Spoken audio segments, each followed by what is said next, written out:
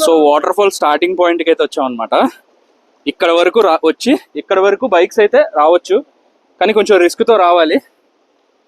ఇక్కడ నుంచి మనం ఇంకొంచెం పైకి వెళ్ళాలన్నమాట. ఆల్మోస్ట్ నాకు వాటర్ ఫాల్ అయితే కనిపిస్తుంది. ఇక్కడ కూడా కొంచెం వాటర్ ఉంది కిందకి. ఇది కొంచెం మళ్ళీ ట్రెక్ చేయాల్సి వస్తుంది. ఇక్కడికైతే బళ్ళు రావు. అదిగోండి waterfall. Wow, it's massive.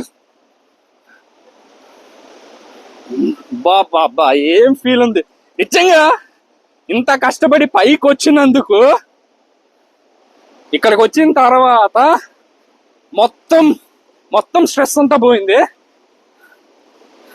ఇంత ట్రెక్ చేసి కిందన బట్టలంతా పాడు చేసుకొని ఇంత కిందకి వచ్చిన, ఇంత కష్టపడి పైకి వచ్చినందుకు అయితే మాత్రం నెక్స్ట్ లెవెల్ వాటర్ ఫాల్.